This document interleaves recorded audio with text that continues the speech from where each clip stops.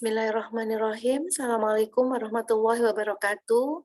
Pada kali ini, Ibu akan menyampaikan terkait patofisiologi batu pada saluran kemih. Yang dimaksud dengan batu pada saluran kemih adalah merupakan adanya batu pada saluran kemih, di mana hal tersebut merupakan penyebab paling umum dari obstruksi atau sumbatan pada saluran kemih bagian atas.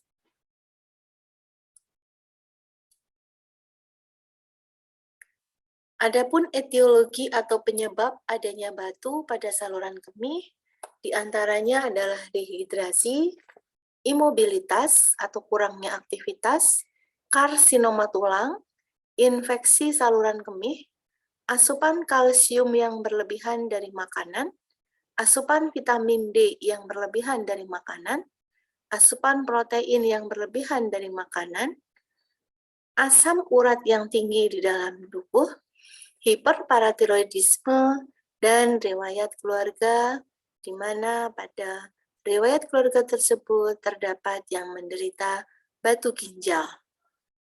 Riwayat keluarga ini akan meningkatkan risiko untuk mengembangkan batu ginjal.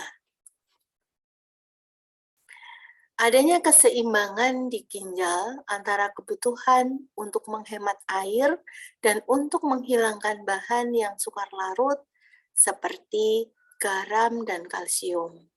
Nah, keseimbangan ini dipengaruhi oleh faktor seperti diet, suhu lingkungan, dan aktivitas. Zat anorganik dan organik pelindung di dalam urin seperti pirofosfat, sitrat, dan glikoprotein ini secara normal menghambat pembentukan batu. Batu ginjal sendiri terbentuk ketika urinnya jenuh dengan garam dan mineral seperti kalsium, oksalat, ya.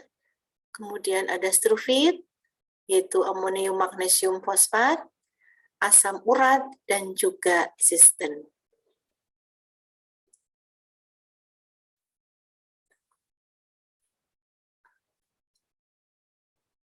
Paling banyak batu pada saluran kemih ini merupakan batu yang mengandung kalsium. Ukurannya bervariasi dari batu seperti kerikil kecil hingga batu besar seperti tanduk rusa. Batu pada saluran kemih ini mungkin dia akan tetap berada di posisinya di mana batu tersebut pertama kali terbentuk, atau batu tersebut akan bermigrasi atau berpindah, bergerak ke saluran kemih yang selanjutnya, sehingga akan menghasilkan gejala di sepanjang jalan yang dilaluinya.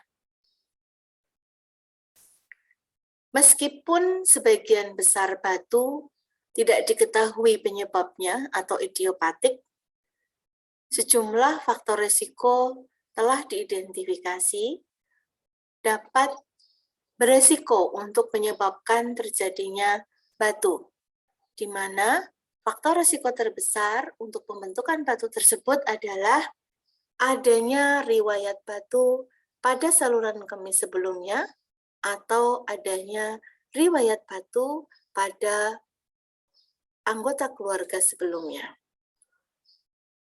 Atau dengan kata lain, riwayat keluarga akan adanya batu pada saluran kemih.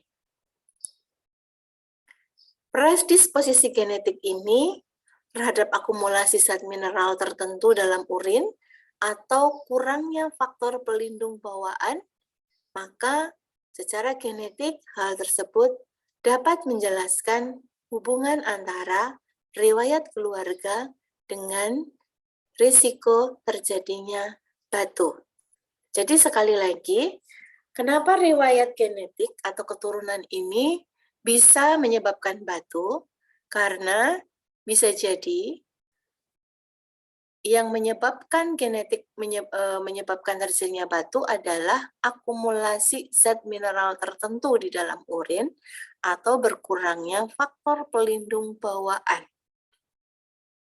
Nah, faktor risiko lain yang teridentifikasi termasuk dehidrasi dengan hasil peningkatan konsentrasi urin, ya, kemudian imobilitas dan asupan kalsium, kemudian oksalat atau protein yang berlebihan, kemudian asam urat, hiperparatiroidisme, dan status urin atau akibat infeksi berulang ini juga berkontribusi pada pembentukan kalkulus atau batu pada saluran kemih.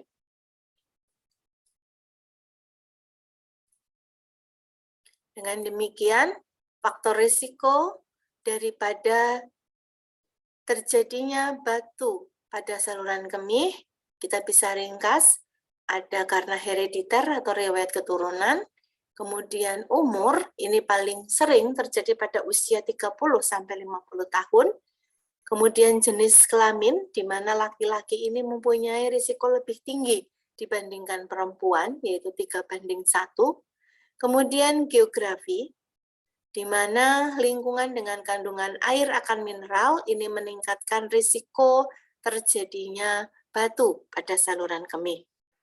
Kemudian faktor risiko yang berikutnya adalah asupan air, yaitu kurangnya asupan air dan tingginya kadar mineral kalsium pada air yang dikonsumsi, sehingga memberikan peluang yang lebih tinggi untuk terjadinya batu pada saluran kemih.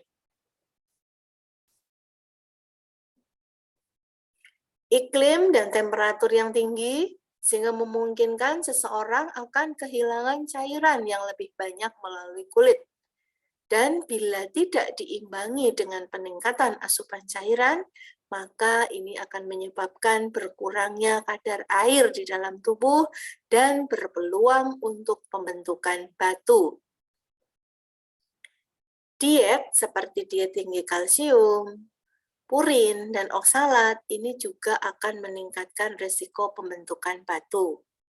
Pekerjaan seperti pekerjaan yang banyak duduk, ya, kurang aktivitas, atau gaya hidup yang menetap, ini juga akan meningkatkan urin statis dan meningkatkan peluang untuk terjadinya batu.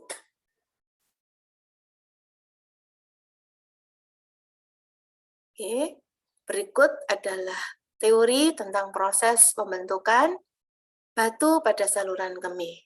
Ada dua teori, yang pertama adalah teori nukleasi dan yang kedua adalah teori inhibitor. Teori nukleasi ini menyampaikan bahwa adanya kristal-kristal sebagai faktor presipitasi yang mana kristal-kristal ini terbentuk dipengaruhi oleh suhu, pH larutan, konsentrasi salut dalam urin, laju aliran urin, dan korpus allium. Selanjutnya, kristal-kristal ini akan membentuk nukleasi. Selanjutnya, nukleasi ini akan mengalami agregasi, sehingga dia akan menempel pada epitel saluran kemih, membentuk retensi kristal.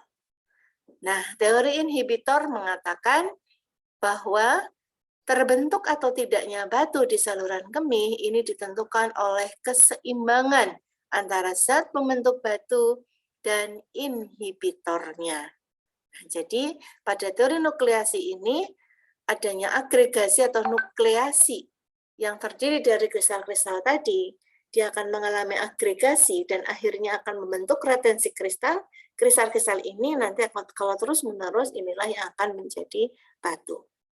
Namun, teori inhibitor mengatakan tergantung keseimbangan antara zat pembentuk batu dan inhibitor.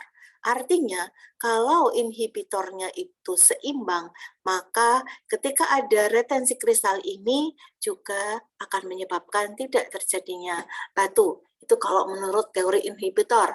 Namun, apabila inhibitornya ini tidak seimbang keberadaannya dengan pembentukan retensi kristal, maka akan menyebabkan terjadinya batu. Baik, Demikian video pertama untuk patofisiologi batu pada saluran kemih. Selanjutnya, pada video berikutnya, kita akan membahas tentang bagaimana mekanismenya atau patofisiologinya hingga akhirnya terbentuk batu. Demikian, semoga bermanfaat. Mohon maaf apabila ada yang kurang. Wabillahi taufiq wal hidayah. Wassalamualaikum warahmatullahi wabarakatuh.